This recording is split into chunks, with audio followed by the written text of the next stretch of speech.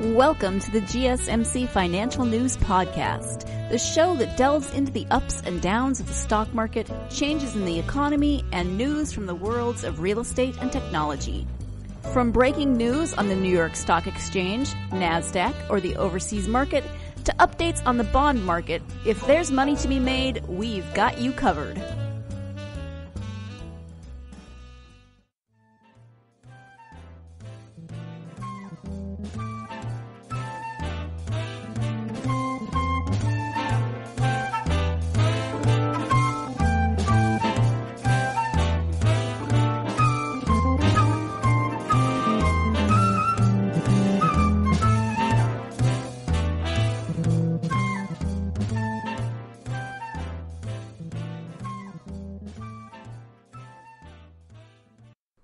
Hello. Thank you for tuning in to the GSMC Financial News Podcast, brought to you by the GSMC Podcast Network. I'm your host, Virginia Lucci, coming at you live from my house in the hottest city of the world, Montgomery, Alabama. Today, we'll be covering the word on the street and what we're looking forward to next week on Wall Street. We'll try to understand the Trump executive order. I'll give you part 2 of our Notorious Financial Criminal series. Today we're looking at Pharma Bro. And as always, we're going to end the show with my top 10. This week, we're going to look at the top 10 highest grossing mobile game apps. Before we go any further, as always, I want to give you a disclaimer. I'm not providing any legal or financial advice. This show is for entertainment purposes only. Don't come at me if things don't work out like we've talked about. The economy is changing by the second. As always, if you have questions, visit an attorney or financial professional for advice tailored to your needs. Now let's get to it. The Dow Jones Industrial Average rallied on Monday as gains in economically sensitive stocks offset losses from major cap tech names such as Microsoft. The 30-stock Dow advanced 300 points, or more than 1%. Boeing and Nike were among the best performing stocks in the Dow, rising more than 4% each. Caterpillar, considered to be a bellwether for the global economy, climbed more than 4%.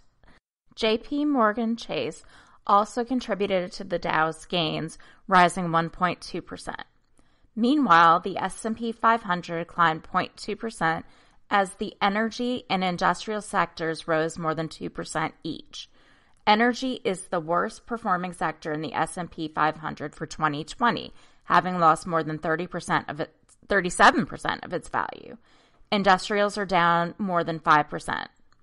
This actually suggests investors are turning to more sanguine on the broader macro landscape, encouraged by the solid second quarter July economic data last week, according to Adam Crisafulli of Vital Knowledge. Monday's gain put the S&P 500 about 1.1% below its February 19th record high. However, the NASDAQ composite struggled and dropped 0.4% as traders trimmed positions in big tech stocks. Facebook and Netflix shares slid at least 1.7%, each along with Microsoft.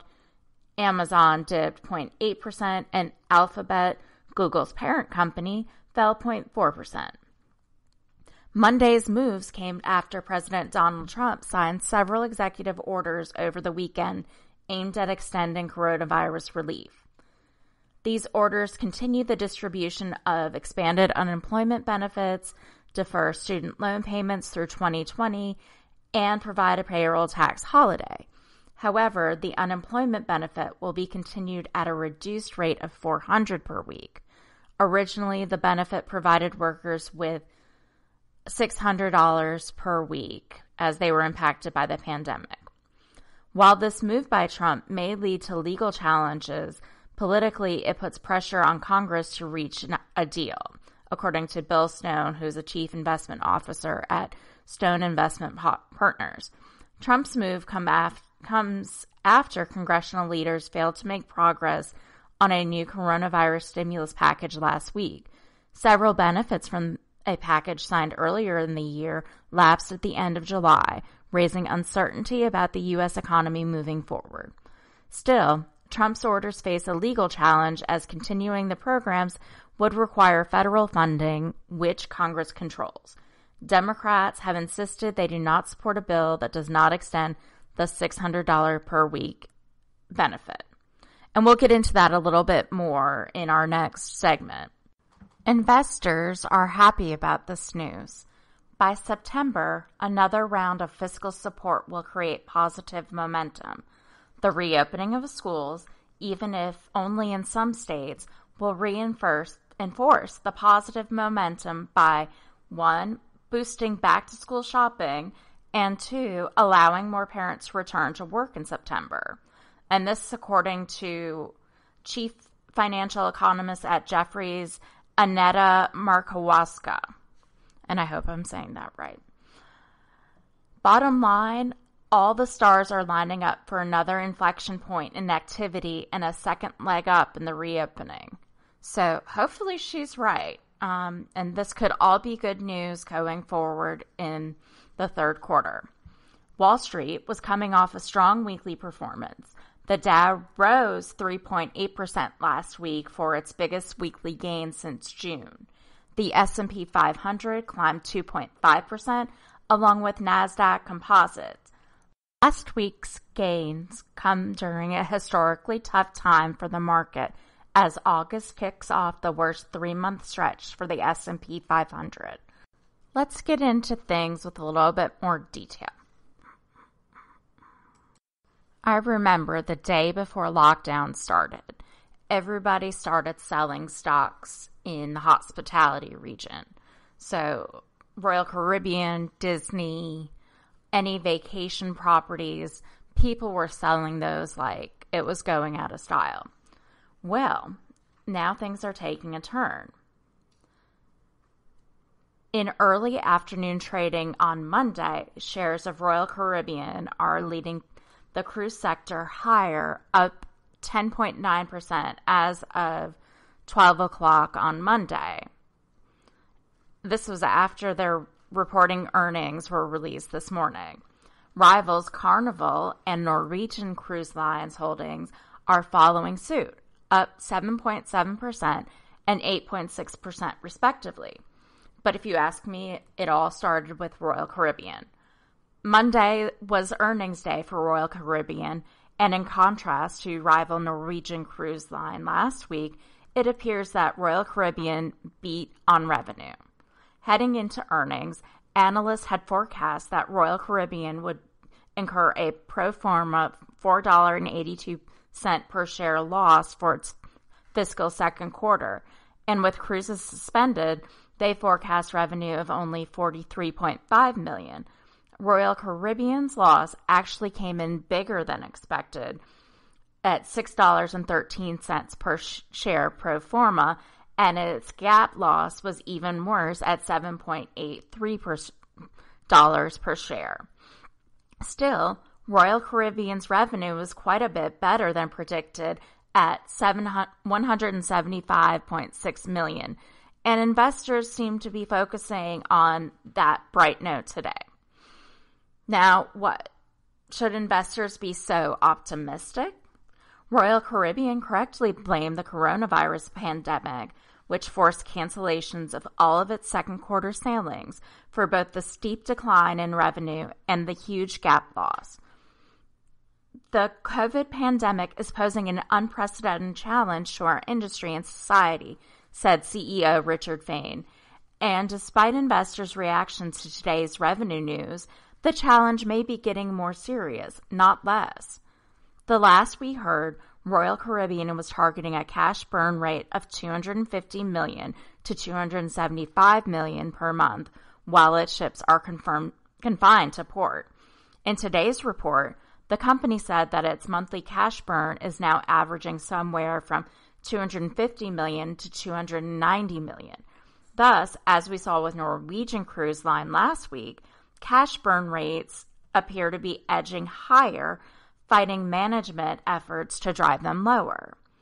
Based on Royal Caribbean's statement that it has approximately $4.1 billion, all in the form of cash and cash equivalents, even a $290 million a month burn rate implies that it still has more than a year of cash left to fund it through the tail end of this recession. Hopefully the recession will end by then, but we'll see.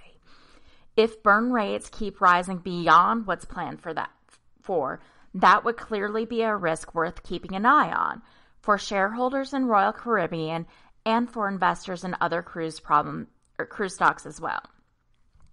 Now for the problems. Mohammed El-Iran told CSNBC Monday that he considers a wave of corporate bankruptcies as the biggest risk to the stock market's rally from coronavirus-era lows. I think what derails this market isn't more the China-U.S. tension, he said. It isn't more political differences. It would be if we get then large-scale bankruptcies, according to the chief economic advisor at Allianz. This derails the market. Otherwise, you have a very strong technical supporting marketplace. El-Iran's comments come as Democrats and the Trump administration's negotiators have been unable to strike a deal. As we know, tensions between the U.S. and China have also been rising, particularly regarding Beijing's sweeping national security law in Hong Kong and Trump's recent executive orders involving the Chinese-owned social media app TikTok and Tencent's popular messaging app WeChat. Stocks have so far continued to show strength despite the backdrop of the geopolitical flare-ups and the Washington back and forth. The Dow Jones is up more than 250 points on Monday, building off of a gain last week. S&P 500 is close to the February 19th high. So what could be wrong? El-Iran contended that the market's rally in recent weeks has really been about technical indicators, allowing for equities to continue moving higher, even in spite of the coronavirus pandemics and other headwinds.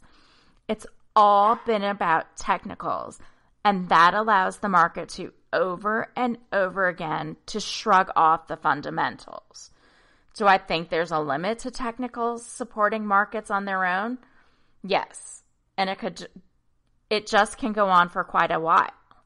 So I think what he's saying is that we're kind of on borrowed time here, that everything looks good, but that may not honestly be the case. El-Iran correctly predicted the coronavirus sell-off and that it would continue until a bear market was reached, but he's been cautious about the recovery. He worries about the structurally embedded economic damage that significant bankruptcies may usher in. Bankruptcies go from short-term liquidity problems to long-term solvency problems. If you get that, then unemployment becomes more problematic and you get capital impairment. He continued, believe me, if there's one thing Federal Reserve money cannot help markets through, it's capital impairment events. He added that a plateauing in the U.S. economy recovery from the worst of the coronavirus-related carnage would still leave bankruptcies on the table. We need growth to pick up again, he said. We need to get back to this notion of the V-shaped recovery as opposed to a square root or anywhere where we come up and then level off. In another death knell for the malls of America, shares of Simon Property Group jumped Monday following a report that the biggest U.S. mall owner is in talks with Amazon to turn shuttered Sears and JCPenney stores into warehouses, as it looks to fill vacant space and collect more rent. Simon's stock was up more than 10% in trading ahead of its earnings report after the markets close on Monday. Amazon's discussions with Simon are focused on turning some ailing department store spaces into last-mile fulfillment centers. The Wall Street Journal reported Sunday, citing people familiar with the situation. Both Sears and JCPenney have filed for bankruptcy protection, Sears in October 2018 and JCPenney just this last May, as department stores have largely fallen out of favor with shoppers. These two companies have been looking to close underperforming stores as they try to mount a turnaround. Simon declined to comment on the report, and Amazon has a policy of not commenting on rumors or speculation. According to the Journal report, it is unclear how many spaces inside of Simon's malls are being considered by Amazon. The company operates 63 JCPenney locations and 11 Sears stores, according to the most recent public filings in May. Real estate analysts view the potential move as a positive one, at least in the near term, considering how hard the retail landscape has been hit by the coronavirus pandemic. Already, more than 40 retailers have filed for bankruptcy in 2020, and permanent store closures announced by retailers this year have topped 4,000 and are on pace to break a new record, according to tracking by Coresight Research. My inner 13-year-old mall rat is absolutely crushed, but I think this is a good move, and I'm glad that we may be able to repurpose some of our biggest buildings in the country. So with that, I'm going to put my inner 13-year-old mall rat to bed, and I'm going to take a quick commercial break. When we come back, I'll be untangling the economic recovery, and stay around to the end of the show where we'll be talking about the top 10 biggest mobile gaming apps.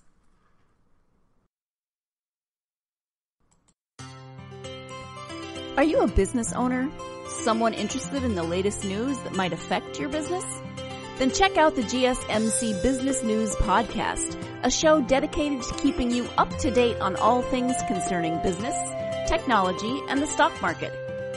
Get a head start on the day as we keep you updated on the latest goings-on Wall Street, money, jobs, and technology. The GSMC Business News Podcast has you covered.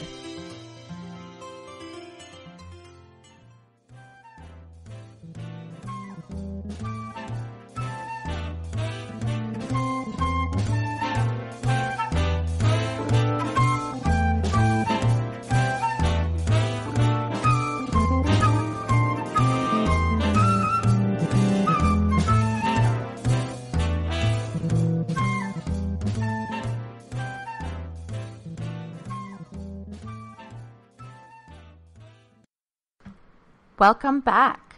In our last segment, we looked at the week on Wall Street. As I've always said, the stock market may not always be the best predictor of the overall economy. So, what's the status on Capitol Hill? Democrats and Republicans are still trying to come up with a plan. The White House and Democrats have clashed for weeks about what to do with the $600 enhanced weekly unemployment benefit. It expired at the end of July, so now we're really entering into a time where people don't have that extra $600.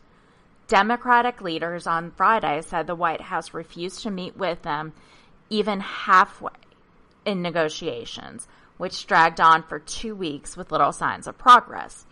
The discussions were meant to provide additional relief to address the coronavirus pandemic's economic fallout. This time, there seemed to be little goodwill or trust, and both sides dug in even as the economic recovery actually showed signs of losing streams. Millions of Americans remained unemployed, and deaths from the novel coronavirus continued to climb. Democrats insisted they were still open to negotiations and said they had already tried to make concessions, but White House officials suggested that, absent a dramatically new approach from the Democrats, they were done trying to craft a deal and wanted to move ahead with the executive orders.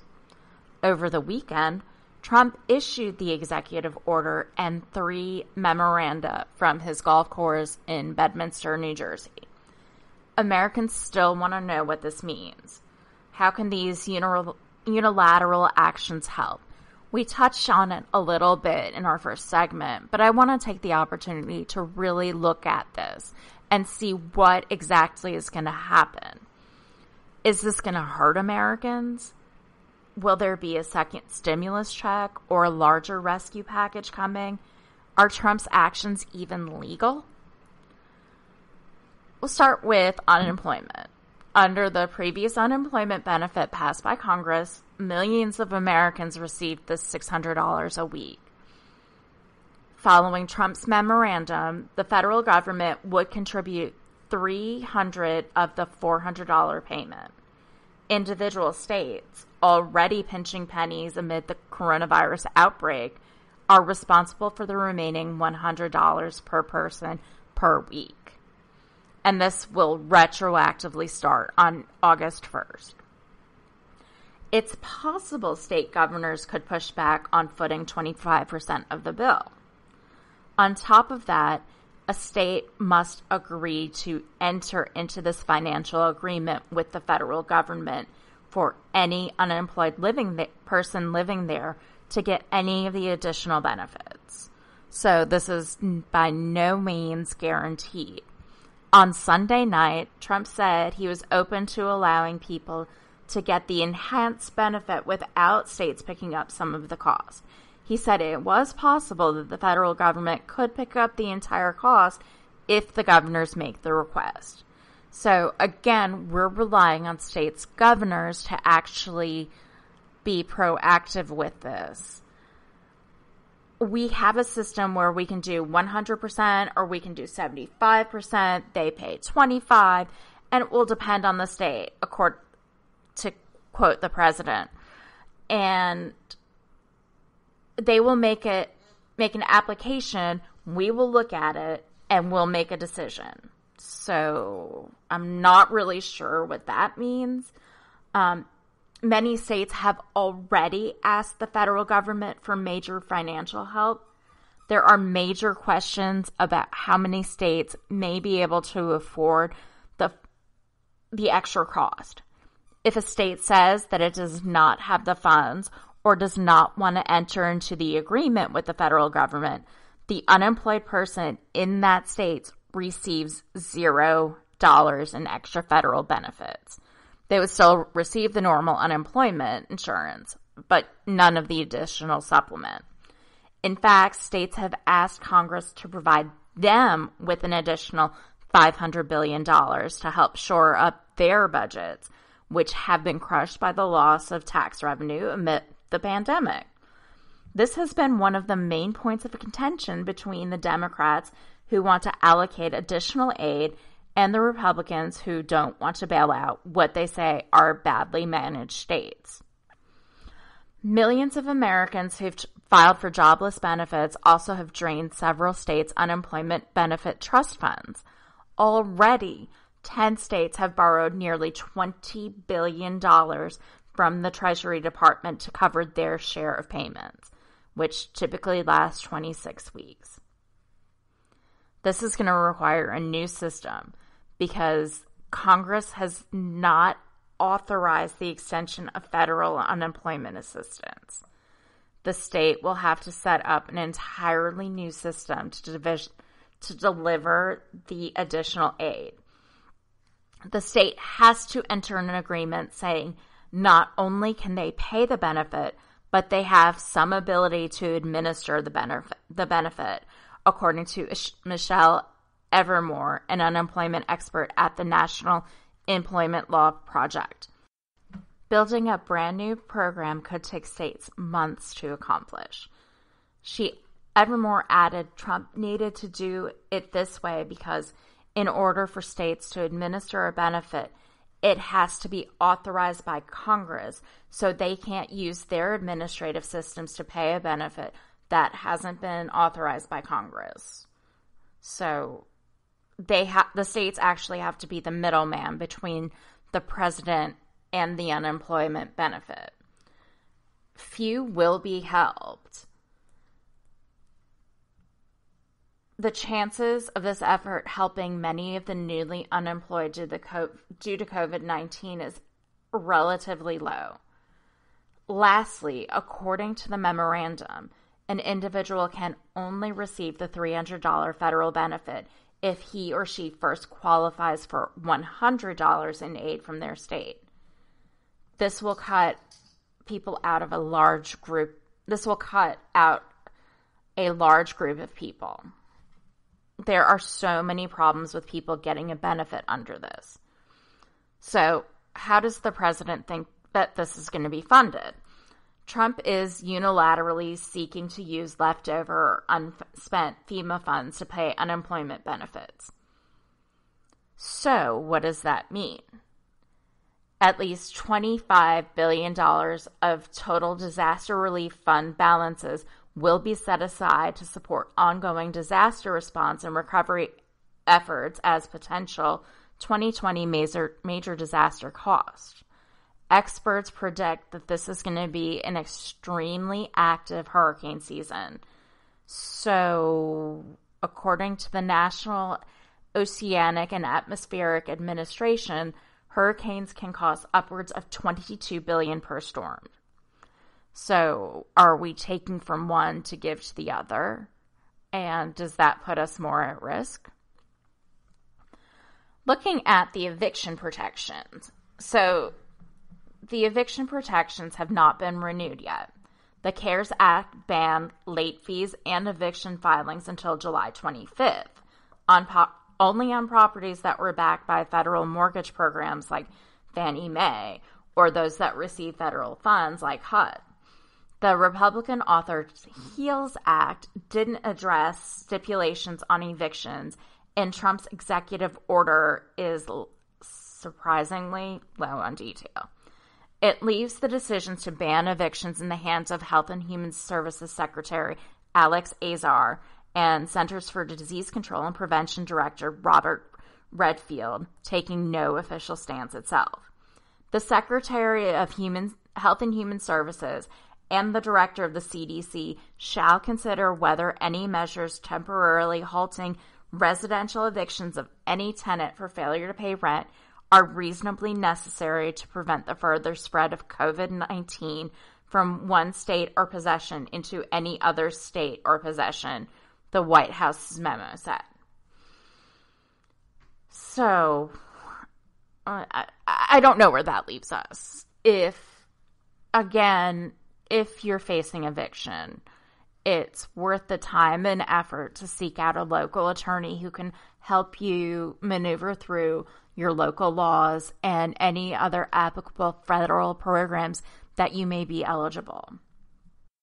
The next issue that's keeping us up at night is student loan payment. Student loan payment deferral extends the original deadline, according to the White House's memorandum. Your student loan payments may be waived along with the interest until July 31st, 2020. This extends the current relief under the CARES Act that is set to expire at the end of September. Payments are scheduled to restart on January 1st, 2021. Democrats have pushed for extending the relief into another year and making private student loans eligible. In March, Trump waived student loan interest by executive order, and the administration said borrowers could request a deferment on their payments. Congress later codified that policy into law and took it a step further by automatically suspending monthly payment. But here's the catch. Trump's memo applies to loans that are held by the Department of Education, which doesn't include privately held student loans, such as through a bank. So before you cancel your auto draft, check your status. If you're not eligible for aid but cannot pay your loan, call your loan provider for options such as deferment. So our next issue is the payroll tax deferment. How does it work? This is a pet project of Trump's that he's been pushing for months. The payroll tax holiday seeks to defer your federal tax withholdings, which means you take home more money per paycheck, but that's only temporary. Since this is a deferral and not a forgiveness, you would still have to pay those taxes after the deferral period passes, without having to pay additional interest or tax.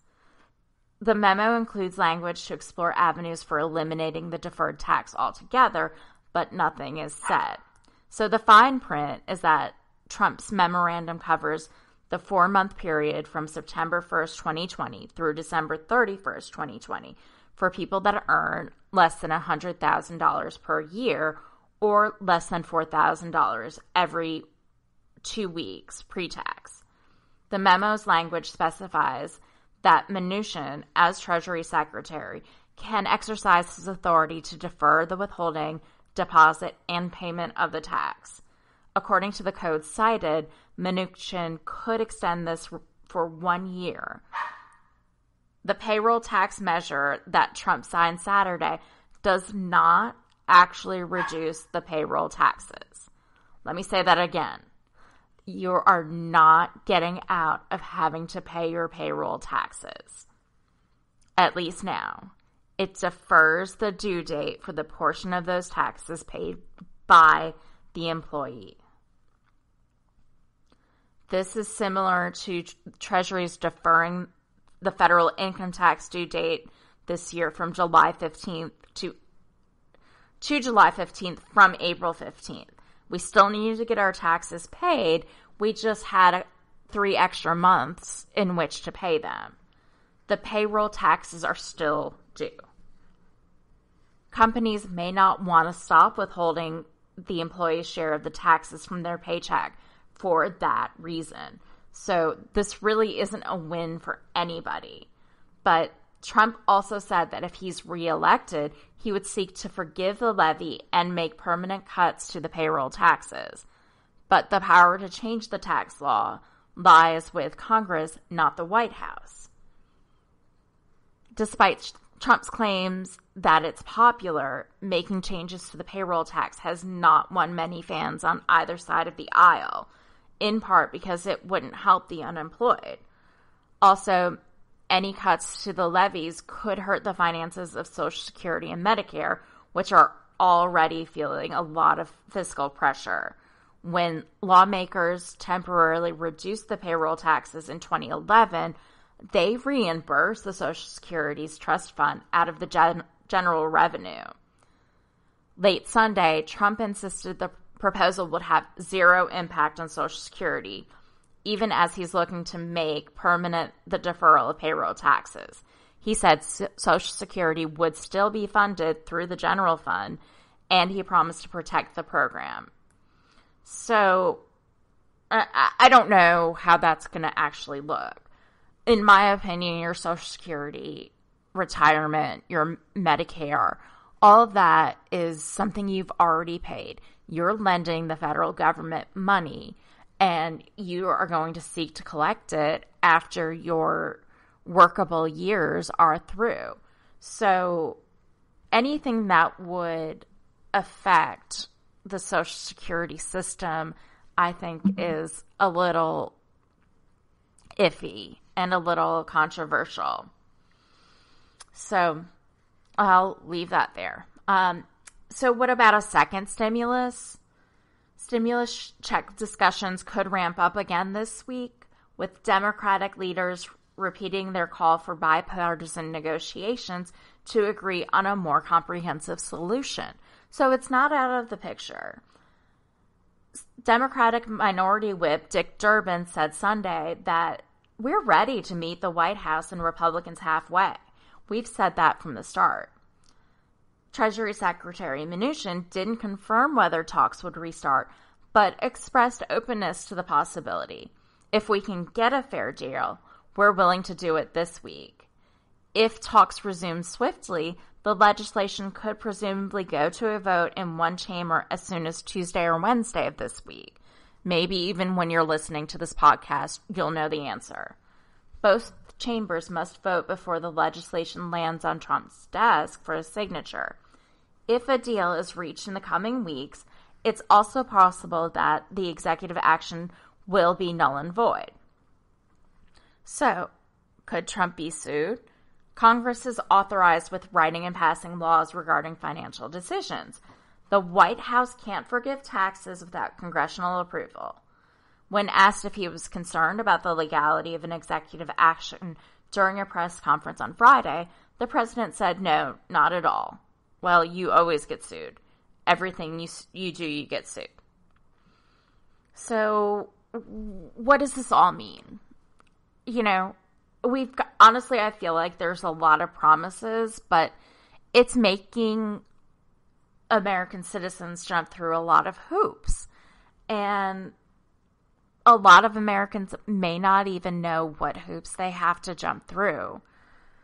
I don't think this is going to help everyone, and it's difficult to really see where we go from here. At least the parties are willing to go back to the negotiating table, and hopefully we'll be able to come up with something that is a little better for the American people. So with that, I'm going to take another quick break. And when we come back, I'll be continuing our series of most notorious financial criminals with the Pharma Bro, Martin Shkreli. And we're going to end the show on a high note with my top 10 most successful gaming apps. Is your favorite on the list? Stay tuned until the end of the show to find out. Tired of searching the vast jungle of podcasts? Now listen close and hear this out. There's a podcast network that covers just about everything that you've been searching. Hey! The Golden State Media Concepts Podcast Network is here. Nothing less than a podcast bliss with endless hours of podcast coverage. From news, sports, music, fashion, cooking, entertainment, fantasy, football, and so much more. So stop lurking around and go straight out to the Golden State Media Concepts Podcast Network. Guaranteed to fill that podcast itch. Whatever it may be. Visit us at www.gsmcpodcast.com. Follow us on Facebook and Twitter, and download us on iTunes, SoundCloud, and Google Play.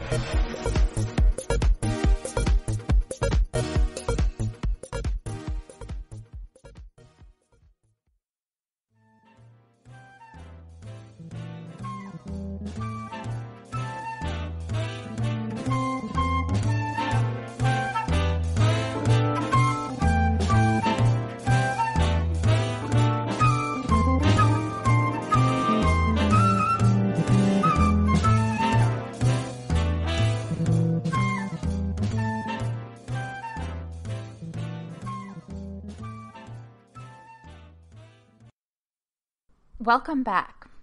Our last segment was kind of confusing. There's been a lot of talk about what we need to do to help people economically affected by the pandemic, but really no one knows the answers. So it's all a guessing game. Well, I'm going to pivot a little bit, and we're going to go on to our continuing series about the most notorious financial criminals, Martin Shkreli. Even before his 2015 arrest on securities fraud allegations, Wall Street's most visible villain was infamous for gouging AIDS patients and pregnant women and trolling the world on Twitter. Just who is this guy, and where did he come from, and what is he doing right now? Shkreli is a 38-year-old high school dropout who held thousands of lives in his hands when he purchased the manufacturing license for the anti-parasitic drug Daraprim. Okay, well, that may not be entirely fair, but it's true that Shkreli dropped out of the prestigious Hunter College High School on the Upper East Side of Manhattan. He received his diploma from City School High School, earning credits from an internship with the Wall Street hedge fund Kramer, Berkowitz and Company, and has allegedly received a bachelor's degree in business administrations. He had the typical Hollywood story. Started in the mailroom at Kramer, Berkowitz and Company. He displayed a talent right off the bat for smoking out small biotech scams. So Shkreli got to know a small group of investors who focused on shorting such stocks, betting that they'll go down when they prove ineffective or don't get FDA approval. Skrelly worked as a financial analyst for Intrepid Capital Management and UBS Wealth Management. He then started his first hedge fund, Ely Capital Management, in 2006. In 2007, Lehman Brothers sued Ely in New York State Court for failing to cover a put option transaction in which Skrelly bet the wrong way on a broad market decline. When stocks rose, Skrelly didn't have the funds to make the bank whole. In October of 2007, Lehman Brothers won a $2.3 million default judgment against Skrelly and Ely, but Lehman collapsed before it could collect on the ruling. Skrelly shut the firm down and moved back in with his parents. In September 2009, Skrelly started his second hedge fund, MSMB Capital Management, which took its name from the initials of the two founding portfolio managers, Skrelly and his childhood friends, Mark Biestek. They developed a reputation for shorting biotech companies and then using stock chat rooms and other aggressive tactics to savage them, to cause the stock to go down. So he liked to put his thumb on the scale. As Skrelly wrote for one investment site, clinical data can be misleading, innocently biased, meaningless, manipulated, and sometimes even downright doctored. Skrelly had a really good knowledge of who was faking drug results and who was gaming the system. But he was willing to take a lot of risk and do things other people won't do. In 2011, Skrelly filed requests with the FDA to reject a new cancer diagnostics device from Nvidia Biopharmaceuticals and an inhalable insulin therapy from Mankind Corporation while publicly short-selling both company stocks, the values which dropped after Skrelly's interventions. The company had difficulty launching the products as a result, although the FDA ultimately approved both. In 2011, MSMB made an unsolicited cash bid for AMAG Pharmaceuticals at a price of $378. Skrelly founded Retrophin, a portmanteau of recombinant dystrophin, in 2011 under the MSMB umbrella and ran it as a portfolio company with an emphasis on biotechnology to create treatments for rare diseases.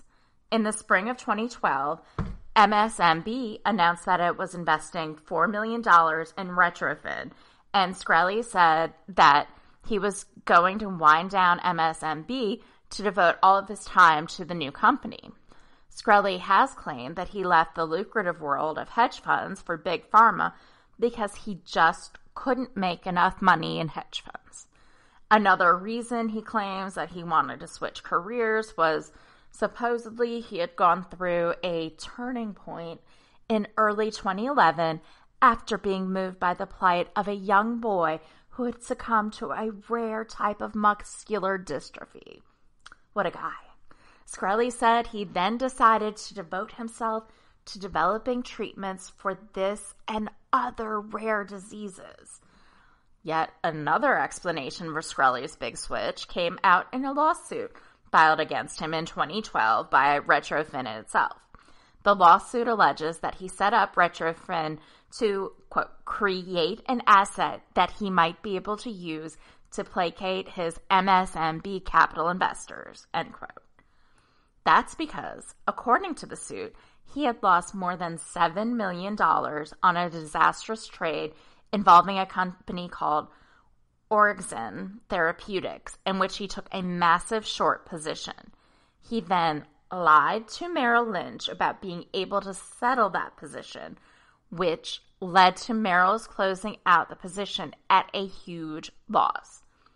Retrofin's 2015 SEC complaint contended that Skrelly had created MSMB Healthcare and Retrofin so that he could continue trading after MSMB Capital became insolvent and to create an asset that he might be able to use to placate his MSMB Capital investors.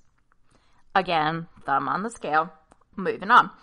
According to the indictment, instead of telling investors that he had lost their money on September 10th, 2012, he sent an email claiming he had just about doubled their money net of fees, previously having told one investor that MSMB had $35 million in his coffers when actually he only had $700.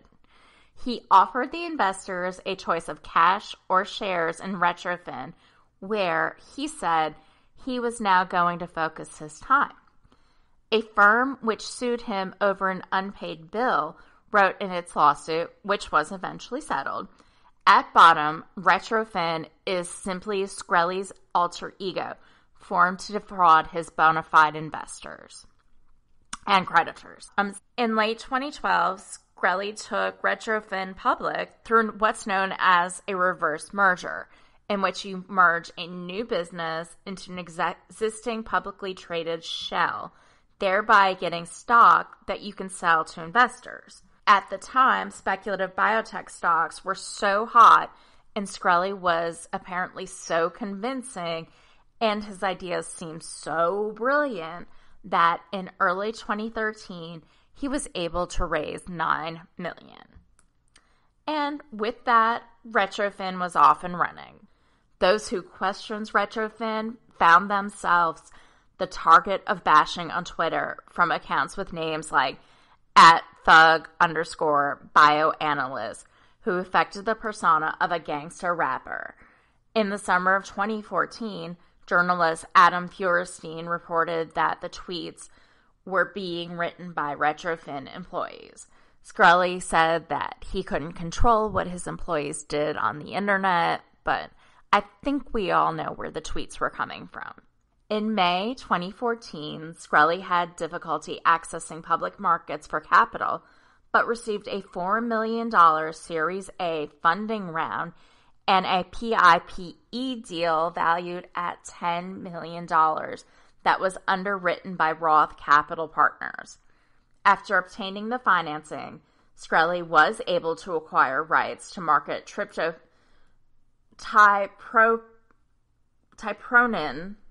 brand name Thiola, a drug used to treat the rare disease cystinuria, and other drug Chenodal, and subsequently raised the price of each drug substantially, with Thiola being marked up about 20-fold from $1.50 to $30 per pill, and patients must take about 10 to 15 pills a day. And Chenodal about 5-fold. Retrofin did not lower the price of these drugs after Skrelly's departure, just FYI. Imprimis Pharmaceuticals introduced a lower-cost version of Thiola marketed as a compound drug. So, people that are on that drug are okay.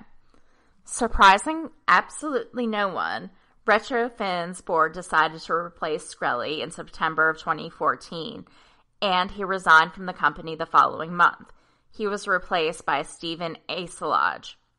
After Skrelly's departure, Retrofin filed a $65 million lawsuit against him in August of 2015, claiming that he had breached his duty of loyalty to the biopharmaceutical company. That's hard to say. And in a long-running dispute over his use of company funds, and committed stock trading irregularities and other violations of securities rules.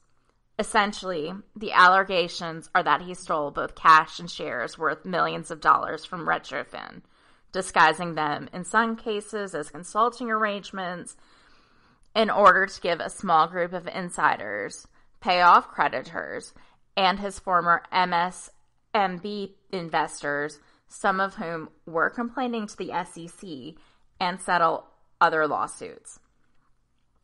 Mere days after his unceremonious departure from Retrofin, Skrelly set up new offices in a new company, Turing, after Alan Turing. He launched Turing with 3 drugs in development acquired from Retrofin: an intranasal version of ketamine for depression, an intranasal version of oxytocin, and Vicamil for hypertension. Shkreli set a business strategy for Turing to obtain license for out-of-patent medicines and reevaluate the pricing of each in pursuit of windfall profits for the new company and bring its own drugs to market. As markets for out-of-patent drugs are often small and obtaining regulatory approval to manufacture a generic version is expensive, Turing calculated that with closed distribution for the products and no competition, it could set higher prices. On August 10th of 2015, in accordance with Shkreli's business plan, Turing acquired Daraprim, a medication approved by the FDA in 1953 from Impax Laboratories for $55 million. The drug's most prominent use as of late 2015 was as an anti-malaria and an antiparasitic, in conjunction with leucovorin and sulfazodiazine. I would never make it as a doctor, just saying. That would treat patients with both AIDS-related and AIDS-related toxoplasmosis. The patent for Daraprim had expired, but no generic version was available. The Turing Impax deal included the condition that Impax remove the drug from regular wholesalers and pharmacy. So, in June of 2015, 2 months before the sale to Turing was announced, Impax switched to tightly controlled distribution. In keeping with its strategy for pricing in the face of limited competition, Turing maintained the closed distribution.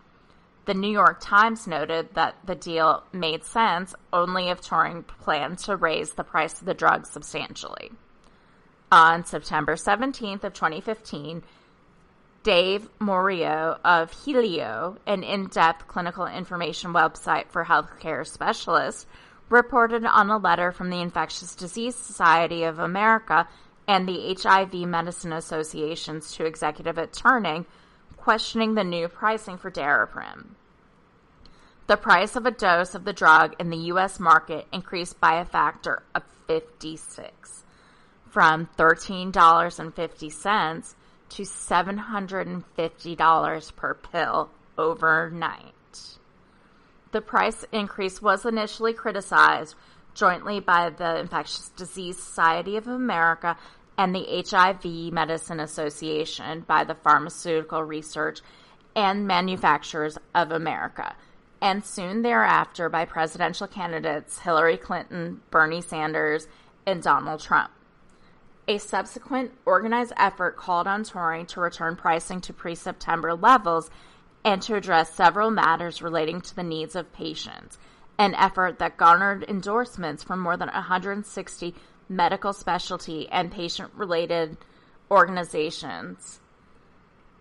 In response to the controversy, the record label Collect Record publicly ended its business relationship with Shkreli, who invested in the company. In a September 2015 interview with Bloomberg Markets, Shkreli claimed that despite the pricing increase, patient copays would actually be lower, that many patients would get the drug at no cost, that Turing had expanded its free drug program, and that it sold half of its drugs for $1. A few days later, Shkreli announced that he planned to lower the price by an unspecified amount in response to the anger that was felt by people.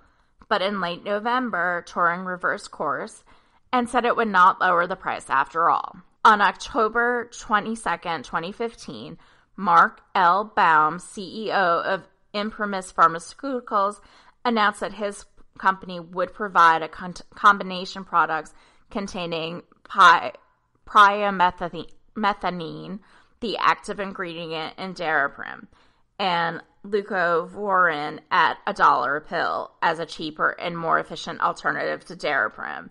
This product was intended to be used alongside sulfadiazine in standard protocol to treat toxoplasmosis typically seen in AIDS patients.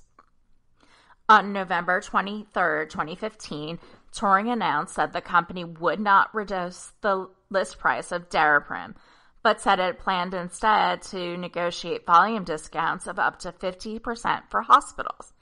Turing issued a statement that it was not as important to cut the list price as to reduce the cost to hospitals where most patients get their initial treatment.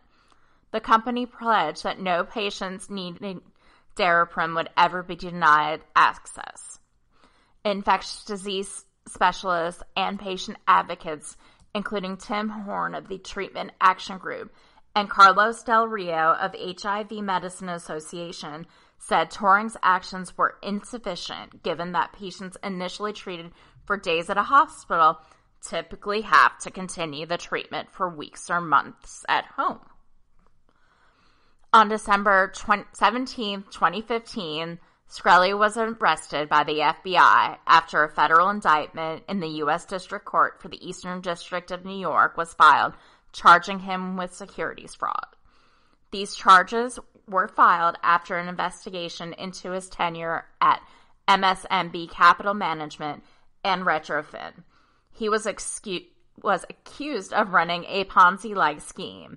More on Ponzi schemes to come. Federal prosecutors said that Shkreli and co-defendant Evan Griebel engaged in multiple schemes to ensnare investors through a web of lies and deceit. In an interview with the Wall Street Journal, Shkreli said that he was targeted by law enforcement for his price hikes of the drug Daraprim and his flamboyant personality. Prosecutors said a mountain of testimony and evidence at the trial showed that Shkreli duped multiple investors into putting millions of dollars into two hedge funds he ran, MSMB Capital and MSMB Healthcare, by falsely claiming to have an excellent record of running such funds and by falsely stating his investment strategy had a low level of risk. After getting their money, according to prosecutors, Shkreli quickly lost most of it and also used some of it to capitalize his infant company, Retrofin, even as he continued sending out financial statements to investors claiming positive results. And when investors asked for their money to be redeemed to them in cash, Shkreli brushed them off for months or more, inventing excuses and suggesting alternate ways to pay them back. On August 4th, 2017, the trial jury found Shkreli guilty on 2 counts of securities fraud and 1 count of conspiracy to commit securities fraud, and not guilty on 5 other counts. Shkreli said he was delighted with the outcome and described the prosecution as a witch hunt of epic proportions. I can't even get that out of my mouth. It's so crazy. 2 of the security fraud counts for which Shkreli was convicted related to those MSMB hedge funds. Prosecutors said that he then improperly used the Retrofin stock and cash from the young firm to pay off the fund's investors. Shkreli was acquitted of 1 Retrofin-related count. He was convicted of conspiracy to commit securities fraud connected with Retrofin. On September 13, 2017, his bail was revoked following a Facebook post offering $5,000 for a strand of Hillary Clinton's hair, which the judge perceived as solicitation to assault, which is not protected under the First Amendment. Shkreli's post was preceded by others that suggested that he might have plans to clone Hillary Clinton. Shkreli said that the post was satire, and his lawyer described it as tasteless but not a threat. Shkreli edited the post to add a disclaimer that it was satire, and later said he did this minutes after publication. Shkreli apologized for the post, but he was still sent to the Metropolitan Detention Center in Brooklyn. As of today, Shkreli is serving his sentence at FCC Allenwood. He made a request for compassionate release on April 22nd of 2020. In his request, he said he should be allowed to live at his new fiance's apartment in New York City. Her name was redacted from the copies released to the press. In his request, he claimed his firm needed him to develop a remedy for COVID-19. In denying the request, Judge Matsumoto, who was the trial court judge, characterized Shkreli's request as an instance of delusional self-aggrandizing behavior. Reports are now indicating that he is running the entire empire from his cell with a contraband cell phone. So yeah, Pharma Bro is trashy, but too smart for his own good. On that note, we're going to take another quick break, and when we come back, I'm going to give you the top 10 most successful mobile gaming apps.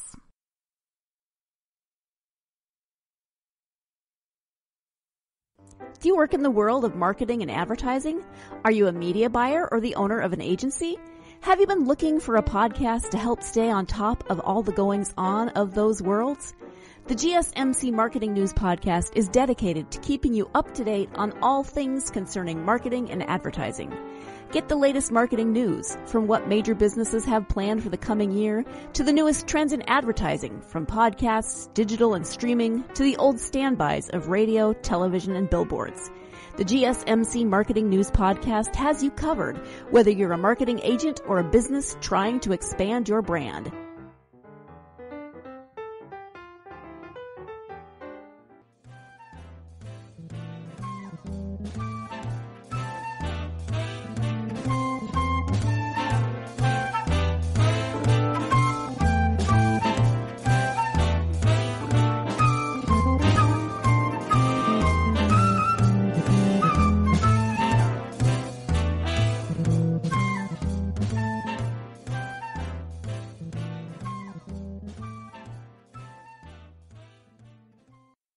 Welcome back.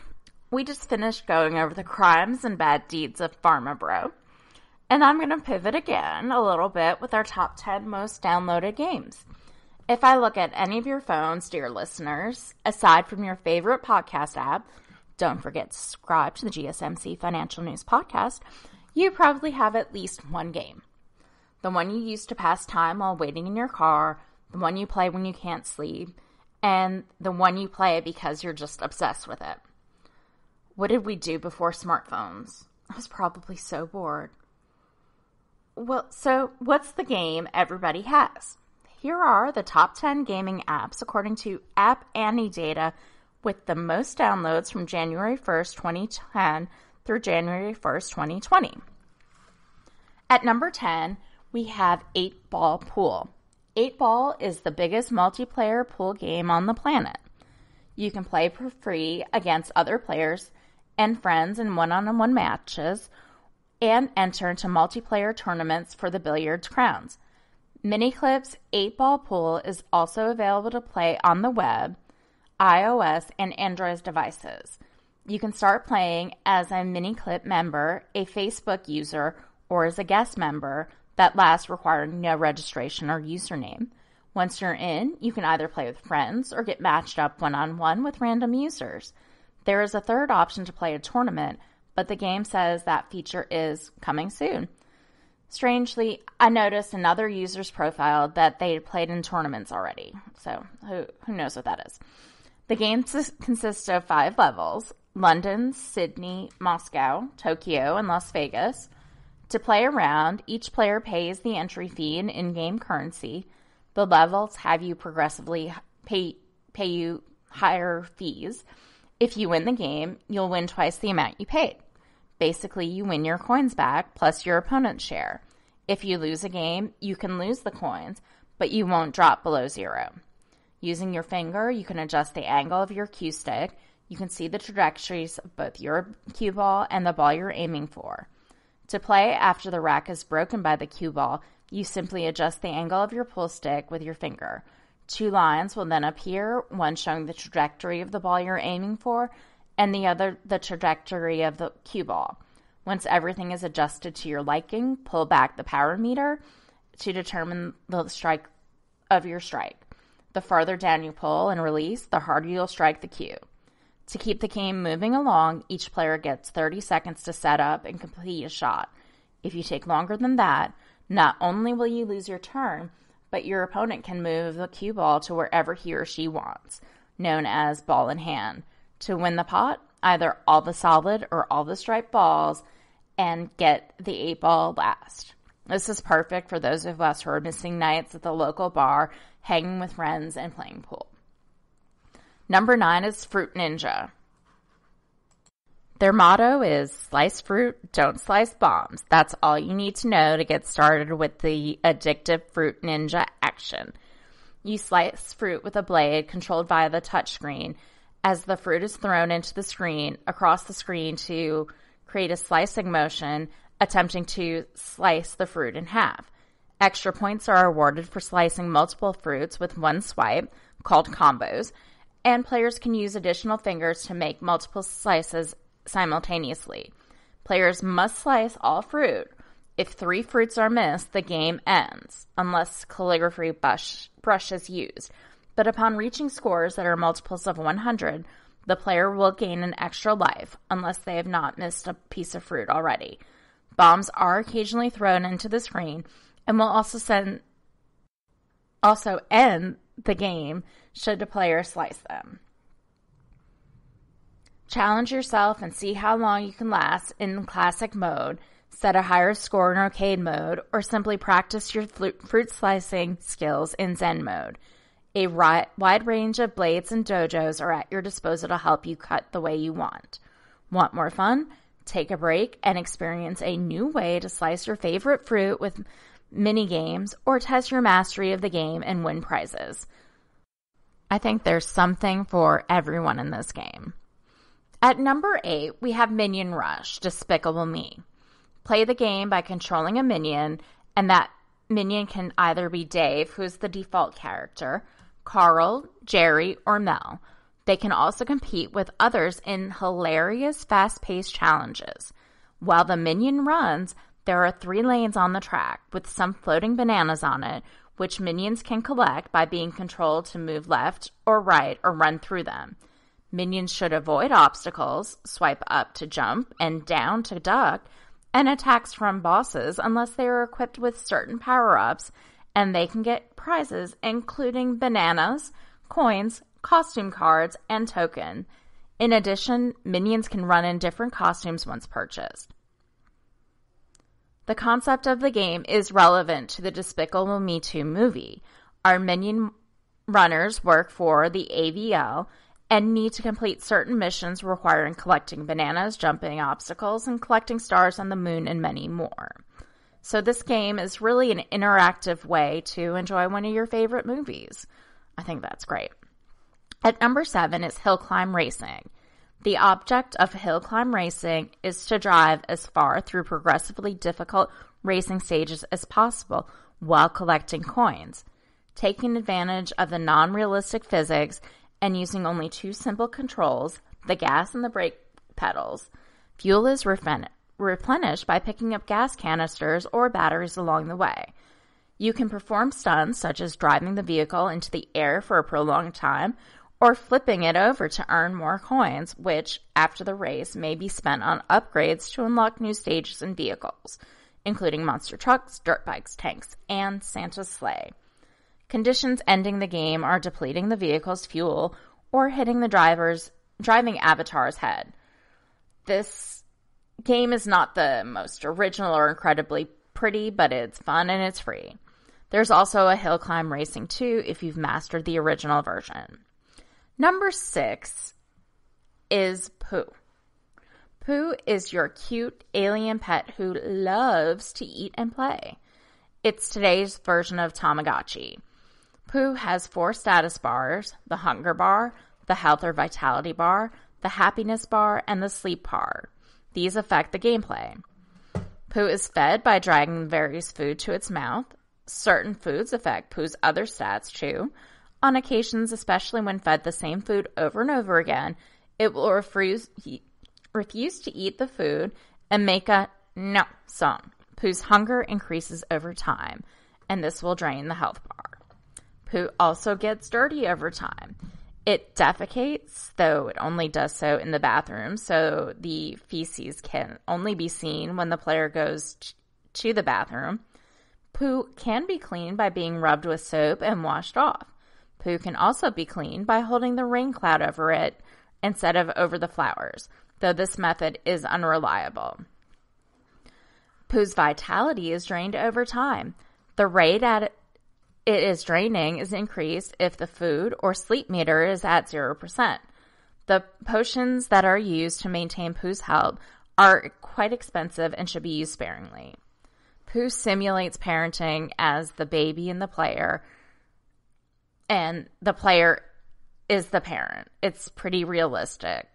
People like it. Number 5. Everyone who has ever owned a smartphone has seen ads for a number 5 app, Clash of Titans. You can join millions of players worldwide as you build your village, raise a clan, and compete in the epic clan wars. Mustachioed barbarians, fire-wielding wizards, and other unique troops are waiting for you. Enter the world of Clash. Features are you can join a clan, you can fight in the clan wars, you can test your skills in the competitive clan war leagues and prove you're the best, work together with your clan in clan games to earn valuable magic items, defend your village with a multitude of cannons, bombs, traps, mortars, and walls. Fight against the Goblin King in a campaign through the realm. Plan unique battle strategies with countless combination of spells, troops, and heroes. Friendly challenges, friendly wars, and special events. Although Clash of the Clans is free to download and play, additional in-game currency can be purchased for real money from the Apple App Store, Google Play Store in the form of in-app purchases. However, all features of the game are open to players who choose not to make in-app purchases. If you don't want to use this feature, you should disable the in-app purchases if you're in your device's settings. Clash of the Clans is available on iOS and Android. This is a fun RPG that is really remarkable for a free app. Number 4 is our favorite smart talking cat, My Talking Tom, which is also the name of one of my cats. So, yeah, I think that's funny. This is another Tamagotchi-style app that offers in-app purchases. My Talking Tom is the best virtual pet game for the whole family. Players can adopt Tom, which we did, and take care of him every day, which we do, making sure he gets enough food and sleep, taking him to the toilet, and keeping him happy. The goal of the game is to take care of an anthropomorphic cat. The player is invited to take care of Tom and help him grow from a baby kitten to a full-grown tomcat by interacting with him in different ways, such as feeding him, taking him to the bathroom, playing mini games, and tucking him into his bed as he sleeps when he's tired. Tom can repeat words spoken into the device's microphone for up to 25 seconds using a synthesized voice, and kids love this option. Using in-game currency, you have access to different outfits, skins, or accessories, so it's fun. Number 3 is my personal favorite, Temple Run 2. It reminds me of one of my favorite old-time video games, Pitfall, with a little bit of Indiana Jones thrown in. Temple Run 2 is an endless running video game developed and published by Imanji Studios. It's a sequel to Temple Run, but the gameplay itself is slightly different because it introduces new obstacles like zip lines, mine tracks, sharper turns, waterfalls, and jets of fire. The game also features new power-ups whose use is typically governed by an energy bar that is filled up by collecting coins. And players now have the ability to save the protagonist from death by using green gems that are collected while running or purchased online. The game is set in a different location than the first game, and the main character runs faster. The 3 monkeys that chase the character in the original game have been eliminated. Now a singular and large monkey called Chunak is the sole antagonist. The number 2 app is literally the most addictive game I've ever played. Candy Crush Saga.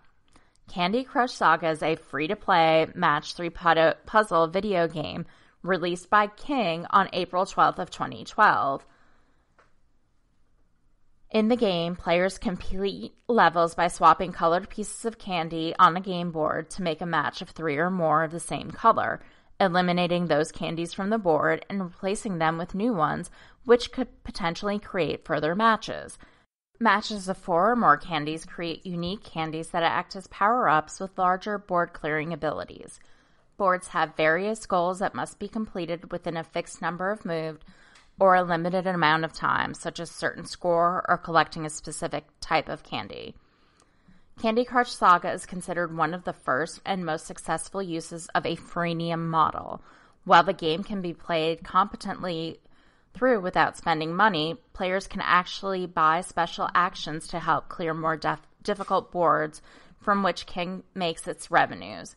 At its peak, the company was reportedly earning almost $1 million per day. The game is split among many levels, which must be completed in sequence. Each level poses a different challenge to the user, such as achieving a minimum score in a fixed number of moves, or clearing candies in a fixed number of moves to bring special ingredients to the bottom of the board. Boards have a number of different configurations, and many include special spaces that have their own unique rules. There are a number of Candy Crush spin-offs that I think are just perfect for when you're waiting for a new life on the main Candy Crush. At number 1, we have Subway Surfers. Like Temple Run, Subway Surfers is an endless runner game. You take the role of young graffiti artist who, upon being caught in the act of applying graffiti to or tagging a metro railway site, run through the railroad tracks to escape from the inspector and his dog. As they run, they grab gold coins, power-ups, and other items along the way, while simultaneously dodging collisions with trains and other objects, and can also jump on top of the trains and surf with hoverboards to evade the capture until the character crashes on an obstacle, getting caught by the inspector, or getting hit by a train. Special events, such as Weekly Hunt, can result in in-game rewards and characters. The game starts by tapping the touchscreen, while Jake, the game starter character, or any other character sprays graffiti on a train and then gets caught in the act by the inspector and his dog. There is an animated series based on this game and is now a relatively popular meme on TikTok. So that's it. I am super thankful for these games. They have saved me from many awkward situations and helped me pass the time, and in these days, get me away from the doom and gloom of everyday life. Thank you so much for listening to the GSMC Financial News Podcast, brought to you by the GSMC Podcast Network. Find us on Twitter at GSMC Financial Podcast, and be sure to give us a like and a nice review on your favorite podcasting app. Stay healthy, wear a mask. See ya. You've been listening to the GSMC Financial News Podcast, part of the GSMC Podcast Network. You can find this show and others like it at www.gsmcpodcast.com. Download our podcasts on Apple Podcasts, Stitcher, SoundCloud, and Google Play. Just type GSMC into your favorite podcast app to find all of the shows from the GSMC Podcast Network. From movies to music, from sports to entertainment, from business news to weird news. Please subscribe to the podcast and follow us on Twitter and Facebook. Thank you, and we hope you've enjoyed today's podcast.